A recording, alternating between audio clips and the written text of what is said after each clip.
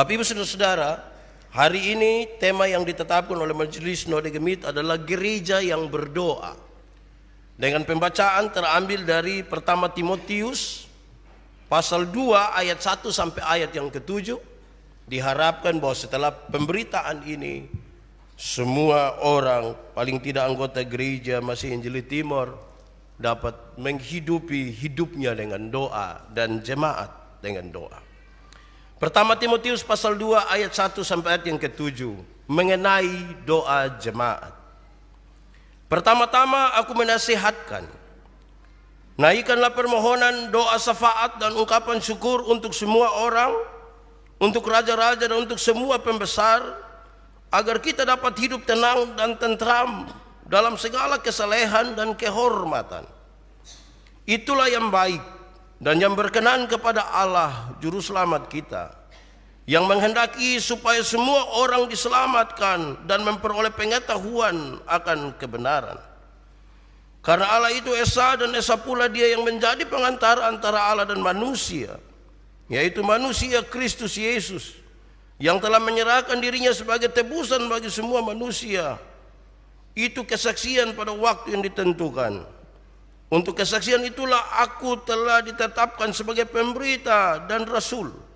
Yang kukatakan ini benar, aku tidak berdusta, dan sebagai pengajar orang-orang bukan Yahudi dalam iman dan kebenaran. Demikian firman Tuhan. Berbahagia setiap orang yang mendengar firman, memelihara dan melakukan dalam hidup setiap hari. Haleluya. Haleluya. Haleluya.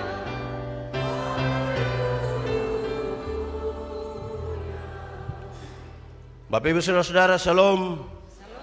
Kuat sedikit, shalom. Hari ini kita akan berbicara pemberitaan firman Tuhan tentang doa jemaat. Tapi saya kasih dua catatan awal dulu. Yang pertama, saudara-saudara, saya ini pilek. Dan karena pilek tadi mau datang saya minum obat pilek. Saudara tahu dia punya efek? Oh tahu mengantuk. Jadi kalau saya omong-omong mulai diam, saudara jangan pikir, jangan sampai tema doa jadi bab itu ada berdoa. Atau jangan sampai saudara yang tutup mata. Saya kira saudara lagi berdoa padahal saudara pilek juga. Itu catatan yang pertama. Kedua, saudara-saudara, saya sangat berharap bahwa saudara-saudara tadi datang berdoa. Ada berdoa tadi kok? Amin. Di rumah berdoa kok? Itu baik sekali kalau hidup dalam doa.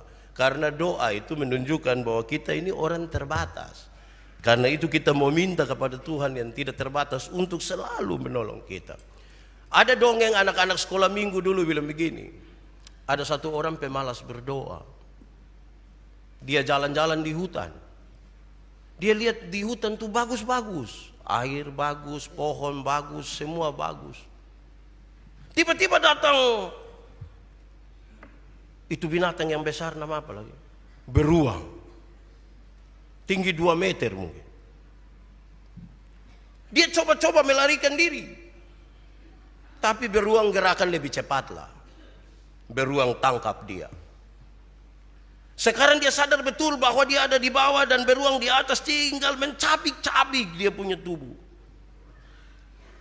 Tiba-tiba dia berteriak, Tuhan, tolong aku.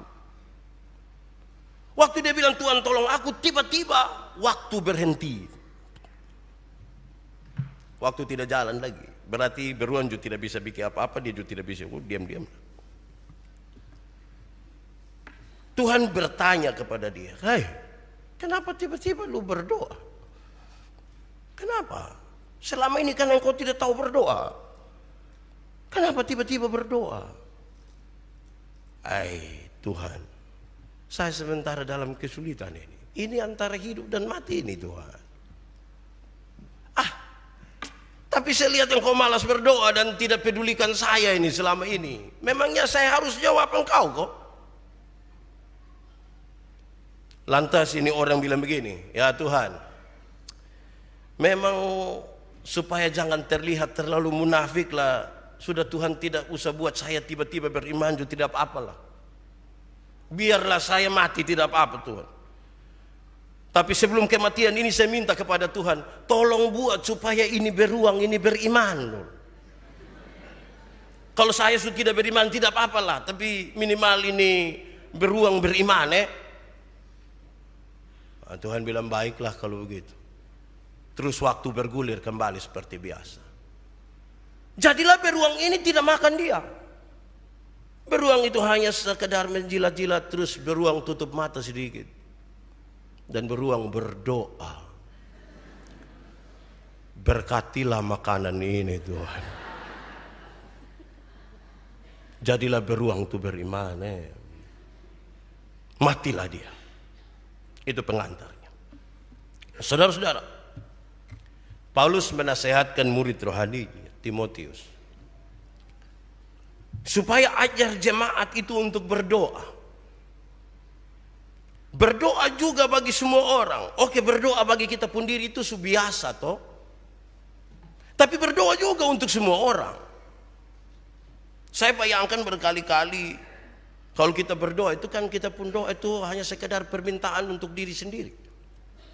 Sedikit di atas itu kita bilang Tuhan terima kasih engkau baik segala macam. Terus lewat dari itu tuh permintaan. 1, 2, 3, 4, 5, 6 sampai 25. Terus bilang ampunilah dosa kami. Dalam nama Yesus kami berdoa.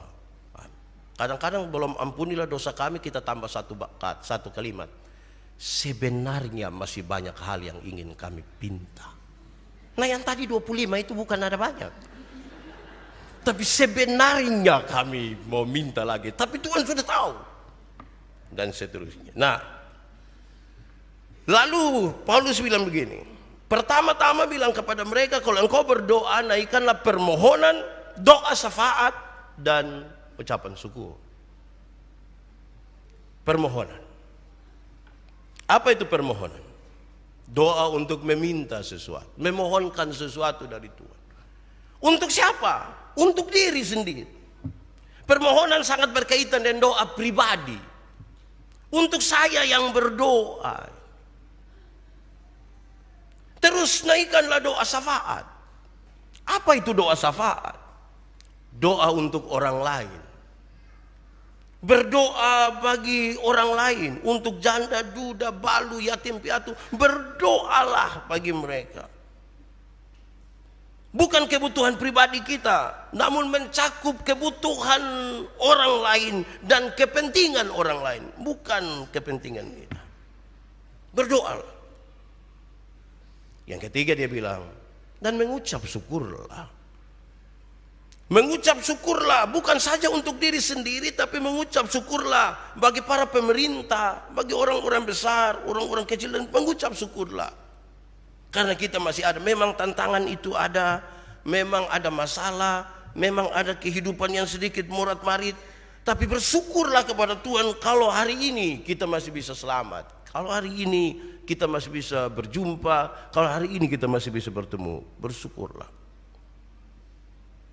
Saudara-saudara, 3 hal itu kemudian menolong kita untuk memahami bahwa sebelum kita menyampaikan sesuatu yang bersifat umum itu, ingat baik-baik sesuatu tentang diri kita. Saya suka bilang ketika berkhotbah tentang doa Bapa kami, jangan engkau berdiri di persimpangan-persimpangan jalan dan berdoa supaya didengar oleh orang. Tapi kalau engkau mau berdoa, masuklah ke dalam kamarmu, tutuplah pintu dan berdoa di sana. Kenapa? Karena doa itu pribadi sekali.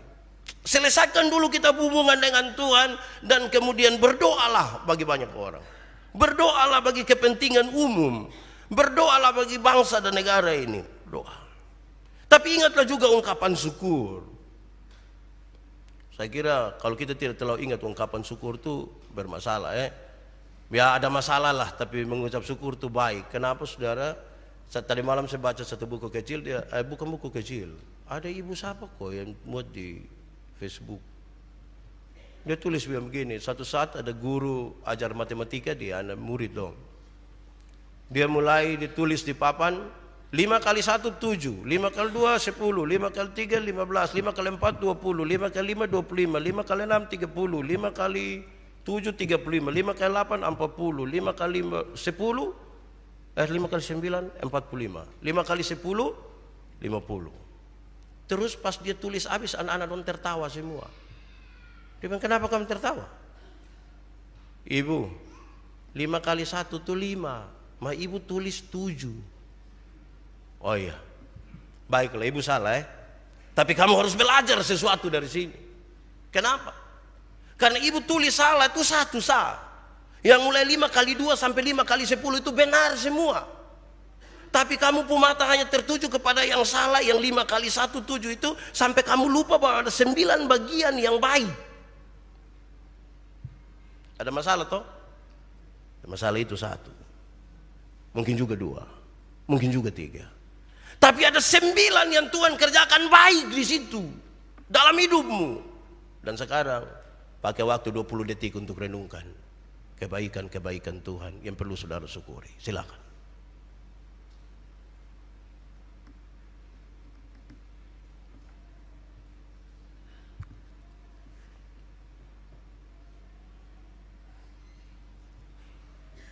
Ada yang mesti disyukuri pasti. Memang ada masalah. Tapi jangan mata yang tertuju pada masalah itu membutakan kita untuk tidak pernah menyampaikan syukur. Hanya keluhan kita kepada Tuhan Allah. Paling tidak itu diajarkan buat. Kedua, saudara-saudara, kita mendapat pengajaran bahwa kalau berdoa itu, doa harus mencakup orang-orang besar dan orang-orang kecil. Harus mencakup orang-orang kaya dan orang-orang miskin. Kenapa? Hidup ini harus ada itu 2 sekaligus. Harus ada orang besar, harus ada orang kecil. Hidup ini tidak bisa orang kecil semua. Kalau kita semua orang kecil, kita duduk beliat sah. Hidup juga tidak bisa hanya orang besar-besar orang. Karena itu juga kita duduk beliat saja.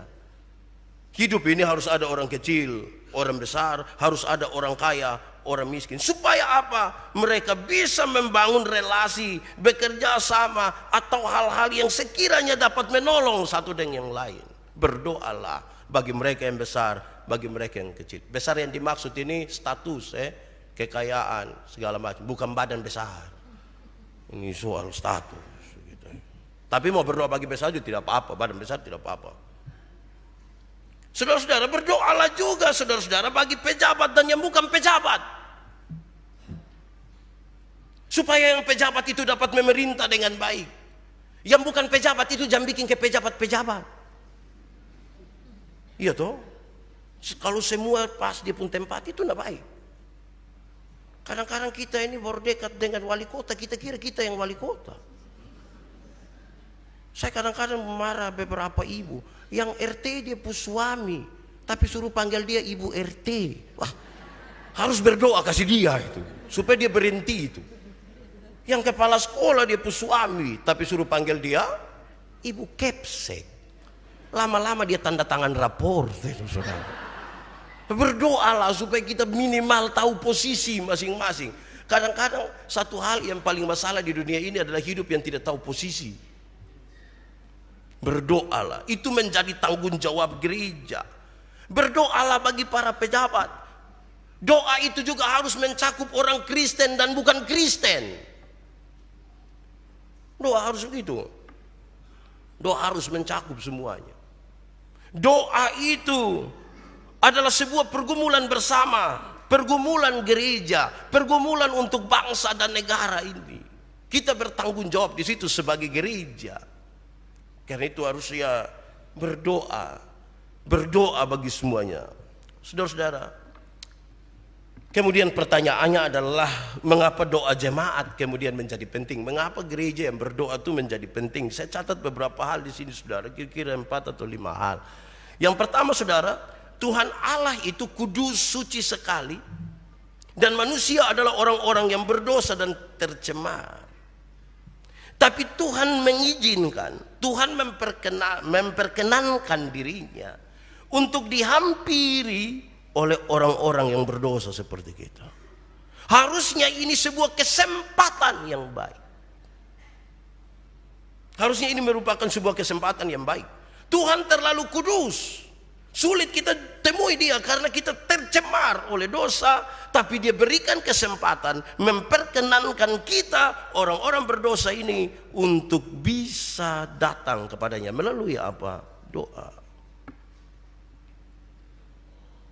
Hari Jumat tanggal 7, Sekolah Dian Harapan retret di Soe, dan mereka minta saya bicara. Salah satu tentang doa. Orang yang malas berdoa itu saya bilang. Orang yang malas berdoa itu adalah orang-orang yang bermasalah dalam hubungannya dengan Tuhan. Signal dia dengan Tuhan, konektivitas dia dengan Tuhan bermasalah sekali. Sangat bermasalah kalau orang tidak suka berdoa. Minimal kalau orang mau berdoa itu kan minimal dia berdoa bagi dirinya sendiri. Tapi kalau dia pada dasarnya sudah tidak suka berdoa, itu berarti konektivitasnya rusak, signalnya bermasalah, berarti dirinya juga menjadi tidak penting dalam tanda petik, apalagi orang lain. Harusnya ini kesempatan yang direbut oleh banyak orang untuk berdoa karena Tuhan membuka kesempatan itu. Untuk kita yang berdosa boleh datang kepadanya. Harusnya ini kesempatan baik. Doa itu yang kedua, memungkinkan kita ada dalam kehidupan jasmani dan rohani yang tentram. Memungkinkan kita untuk ada dalam kehidupan jasmani dan rohani yang tentram. Sukseskah? Tidak juga. Kaya raya kah? Tidak juga. Kehidupan jasmani dan rohani yang tentram itu adalah kalau doa itu kemudian mengajarkan kita tentang ungkapan syukur, maka sebuah keberanian kita ketika berdoa dan kita bilang, Tuhan saya terima ini apa adanya, saya terima. Banyak orang miskin tidak mampu menerima keadaannya yang miskin. Banyak orang yang sudah kaya tidak mampu terima kekayaannya dan dia mau lebih lagi dari yang itu. Padahal menurut saya untuk jadi dia cukup. Bersyukur untuk sebuah keadaan yang ada. Lalu sukses seperti apa? Saya bicara di mana-mana. Sukses itu ada dua. Satu, sukses yang tampak. Dulu jalan kaki, sekarang naik oto, Grab. Itu tandanya dia sudah bisa bikin aplikasi toh. Sukses lah. Dulu miskin, sekarang kaya. Dulu sendiri, sekarang punya teman banyak. Sekarang bersahabat dengan para pejabat. Sukses. Kelihatan. Tampak. Tapi saudara tahu, semua sukses yang tampak itu bisa direkayasa. Semua yang kelihatan di mata orang itu bisa direkayasa. Bisa tipu-tipu sedikit. Tapi ada kesuksesan kedua, adalah kesuksesan di sini. Sukses batinia, sukses spiritual. Di sini ada tiga hal yang serius. Satu, di sini ada kejujuran. Jujur di sini kita jujur. Kadang-kadang orang lihat kita, wah itu orang wah. Waktu kita lihat kita pun diri kita bilang ini orang bukan wah, wih. Wah itu kan wah. Kalau wih itu kecil. Di hadapan orang kita bisa merekayasa untuk orang bisa bilang wah. Tapi waktu kita jujur terhadap diri sendiri, kita bukan siapa-siapa. Kita kecil sekali. Bahkan kita ketakutan dan banyak hal. Di sini ada pengakuan dosa. Di sini ada pengakuan dosa. Saudara tidak mungkin mengaku dosa di hadapan umum toh. Paling-paling dosa-dosa yang standar lah. Saya terlanjur maki sepu anak, Tuhan saya mengaku. Itu saudara bisa berdoa di sini dan mengaku. Tapi yang tadi malam tuh, yang ada itu kan tidak mengaku. Itu di sini itu, ini di sini. Dan yang ketiga saudara, ini adalah benteng paling kuat, benteng paling terakhir, di mana kita berhadapan dengan tantangan dan cobaan di dunia di sini. Sebab mata kita ini saudara-saudara, ketika melihat yang wah itu kita tidak sanggup menahannya. Di sini di pembenteng. Atau dalam bahasa lain saya katakan, roh itu memang penurut, tapi daging lemah. Coba angkat tangan yang daging sulemah. jangan ya, itu juga pengakuan dosa nanti. Ya, kira-kira begitu. Karena itu saya ingin mengatakan pada saudara, bahwa ketika kita bicara tentang gereja yang berdoa, poinnya di sini, berdoa itu adalah sebuah gerakan bersama-sama menuju satu arah dalam hal komunikasi dan kesatuan dengan Tuhan. Komunikasi dan kesatuan dengan Tuhan. Jangan hanya berkomunikasi tanpa membangun kesatuan. Dua-dua menjadi penting. Gerakan bersama satu gereja besar ini untuk berkomunikasi dengan Tuhan dan membangun hubungan yang kuat dengan Tuhan, persekutuan. Karena itu saudara-saudara, bagi sebuah pembangunan dan pengelolaan gereja, doa menjadi syarat mutlak. Doa menjadi syarat mutlak. Supaya nanti kekuatan kita arahkan kepada kekuatan gereja yang berdoa. Bukan pada kekuatan finansial. Bukan pada kekuatan, tapi gereja yang mau berdoa. Saudara-saudara, sekarang mari kita renungkan beberapa hal ini. Mengapa harus berdoa bagi orang lain? Kenapa harus berdoa bagi orang lain?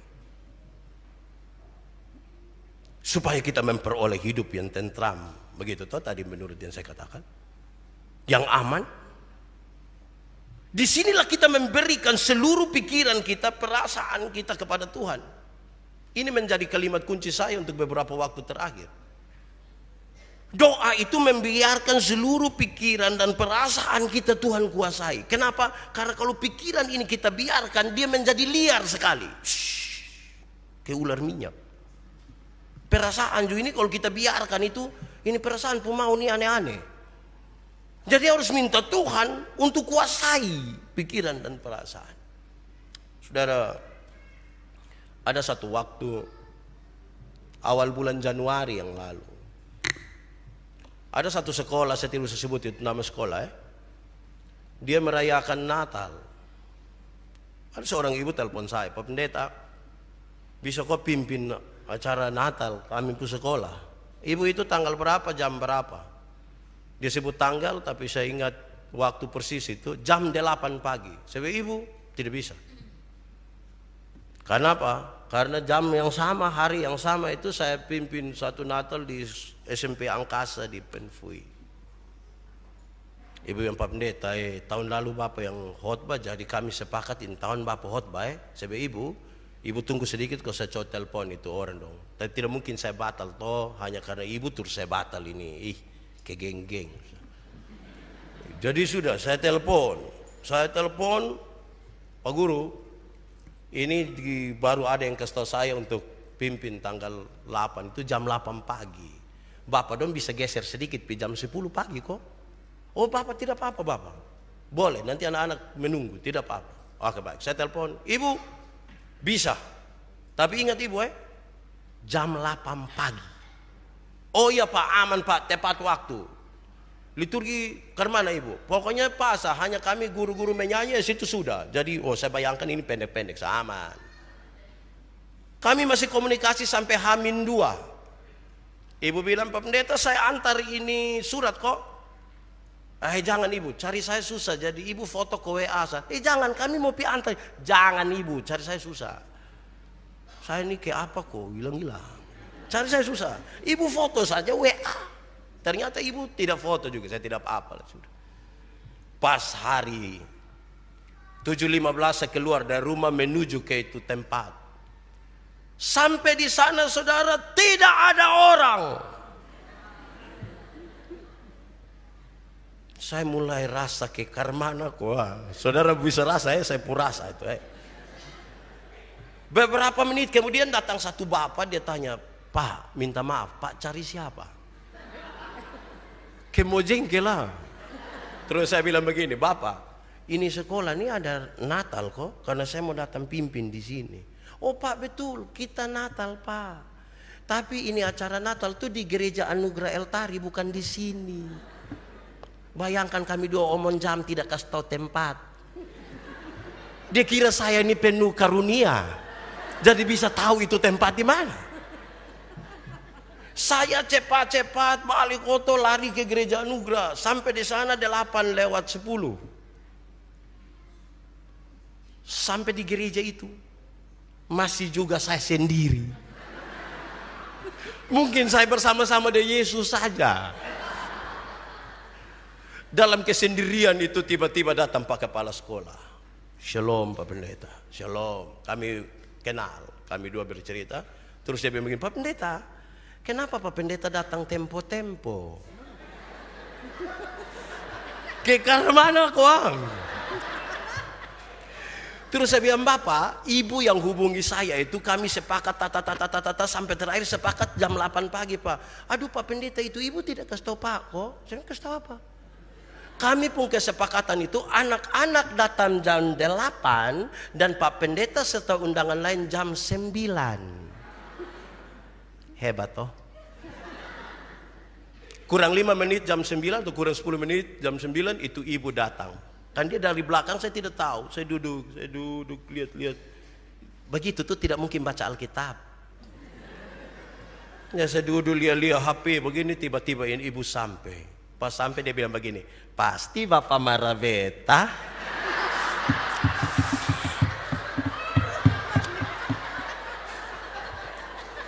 Bisa rasa kok saudara? Bisa rasa itu tak ceke kok? Mengerikan saudara itu. Ini mau pelayanan ini. Ini mau pelayanan. Karena tadi acaranya saya pikir di sekolah, saya pergi pakai batik saja cukup. Tapi sekarang panitia di gereja atur harus pakai mimbar utama. Saya tidak mungkin naik mimbar utama pakai batik. Pulang ame toga itu persoalan besar. Ibu pendeta, yang pendeta di situ ibu, nama pakai dia punya.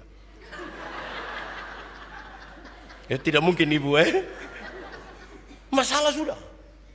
Saya pusing ingat saya, oh puji Tuhan. Ternyata waktu pimpin hari Minggu saya tidak kasih turunin toga dari mobil. Oh baik, saya ambil.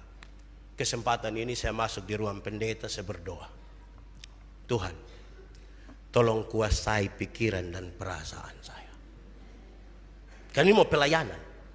Jangan sampai itu ibu tuh bikin saya. Kan itu saya berdoa, Tuhan tolong kuasai ini pikiran dan perasaan. Saya berharap saudara menangkap sesuatu di sini. Amin kok. Masalah itu ada. Bikin tacike, bikin susah, bikin sedih. Tapi ketika saudara menjadi satu bagian dari gereja yang berdoa, hari ini saudara harus berdoa, Tuhan tolong kuasai pikiran dan perasaan saya. Amin.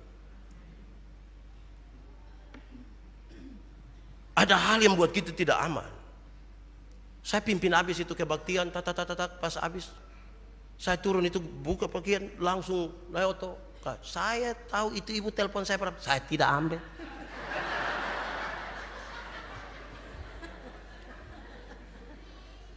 Siang jam 2 dia datang di rumah minta maaf. Saya rasa berdosa sekali. Kenapa? Tapi memang manusia. Itu kata manusia itu yang biasa bikin celaka kita. Karena ketika kita bilang manusia, kita melegalkan segala sesuatu dan tidak membiarkan pikiran dan perasaan kita Tuhan kuasai. Tadi saya bilang, kalau Anda membiarkan pikiranmu, tidak membiarkan pikiranmu tidak dikuasai oleh Tuhan, liar itu pikiran. Perasaan pun liar. Saya bilang kepada anak-anak muda, kamu harus jaga itu perasaan. Sebab kalau tidak jaga itu perasaan liar. Semua yang bernapas kamu suka habis. Karena itu jaga itu perasaan. Itu pertama. Kedua saudara, kita harus berdoa bagi semua orang. Karena itu kerinduan Tuhan sebenarnya. Tuhan merindukan semua orang diselamatkan. Dan memahami kebenaran Tuhan secara sempurna. Saudara tahu, di sini kita belajar bahwa doa itu mengajarkan kita dalam persekutuan gereja supaya kita tidak egois. Supaya kita tidak egois. Ingat-ingat orang lain. Dan itu begitu penting. Tidak boleh egois.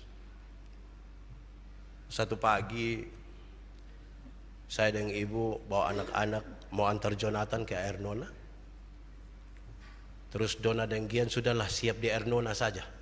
Baru pulang datang masuk sekolah. Ini anak dong bermain, berlari segala macam. Yesus tinggal 7 lebih baru sih. Paksa-paksa dong, siap habis. Kami rasa pasti terlambat. Terus, oke, mau jalan, berdoa. Dona pun doa tuh menari. Tuhan, sekarang kakak Dona dan adik Gian mau ke sekolah. Tuhan tolong supaya kami bisa sekolah dengan baik. Terus dia koma sedikit, dia lanjut. Tuhan tolong supaya saya jangan terlambat. So habis saya bilang, apa? Jangan terlambat. Kamu yang bermain-bermain bawa berdoa supaya tagal engkau orang lain tunggu. Doa macam apa itu? Itu doa terlalu egois. Kita yang bermain-bermain supaya datang terlambat, tapi kita berdoa, Tuhan, biar kau guru dong bercerita kau sengaja lupa pukul bel. Bayangkan itu terlalu sekali itu anak pun doa. Saya hampir tanya, siapa yang ajar? Saya takut kalau dijawab, Bapak tuh. Gitu saya takut. Gitu. Jangan bikin doa yang egois sekali. Kan kita ada dalam sebuah persekutuan. Ada konsekuensi yang harus kita terima sebagai bagian dari sejumlah keputusan yang kita ambil masa lalu. Hari ini kita terima di akibat. Toh. Bukan menghindar, bukan hapus seperti tidak, kita terima.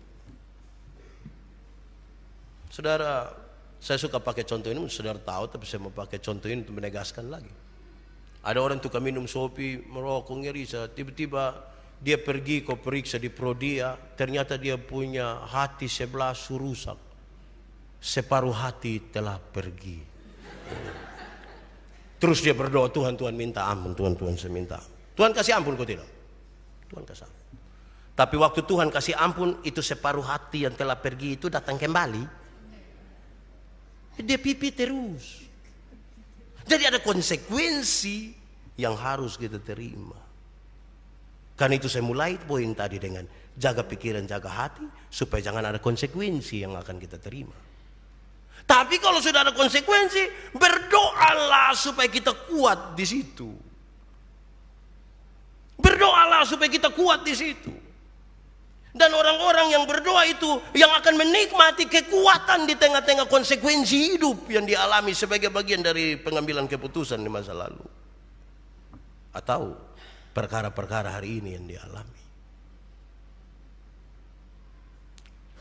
Ketiga, kenapa kita mesti berdoa untuk orang lain? Kenapa gereja harus sibuk-sibuk berdoa bagi dunia? Karena kita menjadi bagian dari semua orang. Dan kita tidak hidup untuk diri sendiri. Kita menjadi bagian dari semua. Saya percaya Kristus. Ada orang di Amerika juga percaya Yesus. Toh? Ada orang di Singapura, di Malaysia, di Jakarta, di Niki-Niki, di Sunu, di Menela Petu. Kita menjadi bagian dari semua. Karena itu saya harus berdoa bagi mereka.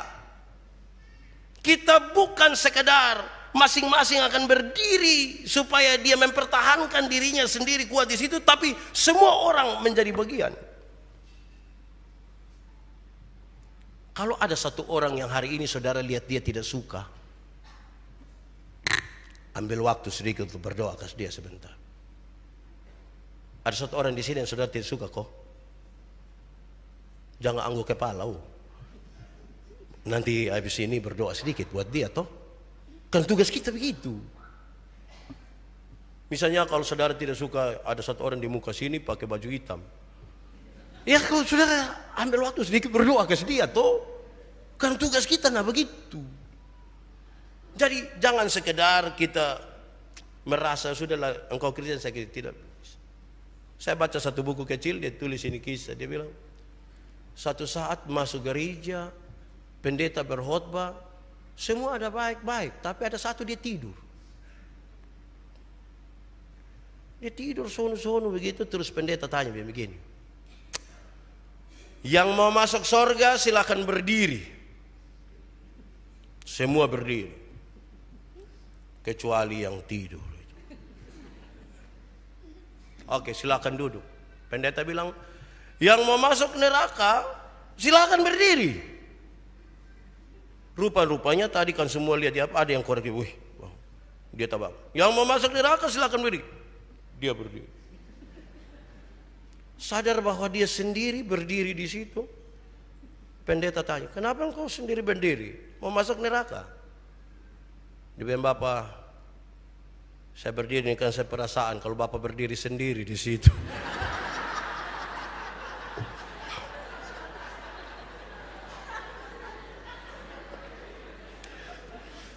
Kekarmana koang. Tapi solidaritas kita bukan solidaritas yang macam begini ini toh. Saya berdoa bagi dia karena saya peduli terhadap dia. Nanti doa habis baru kita ingin melakukan sesuatu bagi dia, ya tidak apa-apalah. Tidak apa-apa.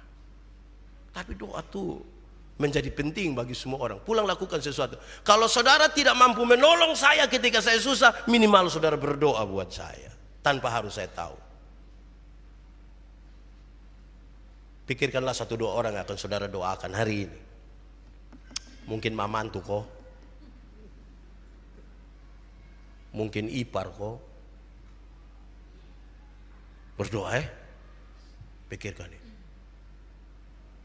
Saudara tidak boleh hanya sekedar terlihat rohani. Tapi memang harus bagus-bagus. Ada satu guru di sekolah Kristen satu. Guru baru. Dia masuk sekolah begini. Di ruang perlengkapan kok mau buka ini lemari. Ternyata kombinasi nomornya suka setahu dia tadi mah dia lupa. Ya dia pulang datang. Dia kasih tahu pendeta yang keluar itu sekolah, Pak Pendeta, saya sudah lupa ini nomor kombinasi lemari, jadi tidak bisa buka ini. Oh, mari kedua pi. Sampai sana Pak Pendeta tekan 2 kali, sudah 2 nomor, terus Pak Pendeta agak ragu sedikit. Terus Pak Pendeta angkat muka ke atas sambil mengucapkan 1-2 kalimat. Terus dia tenda saya begini, terbuka. Ini guru baru pun kagum. Woi Bapak, saya kagum sekali dengan Bapak. Bapak ini ketika tidak ada masalah, Bapak tinggal menengadah ke atas langsung. Pak Pendeta bilang, jam begitu juga. Ini nomornya ada tulis di situ. Jadi saya angkat muka, terus saya lihat. Kadang-kadang kita menipu orang dan kita pun tampilan yang sepertinya rohani sebenarnya. Padahal jam begitu tulus-tulus Memang salahnya pendeta dia kasih tahu memang habis baru dia bilang. Tapi jangan jadi orang yang tampilannya rohani, isinya roh halus, saya kira itu tidak sehat itu. Mari kita tunduk kepala di hadapan Tuhan. Kita angkat hati kita, mari berdoa untuk semua orang. Bahkan mungkin orang-orang yang saudara tidak suka hari ini. Doa mengubah segala sesuatu.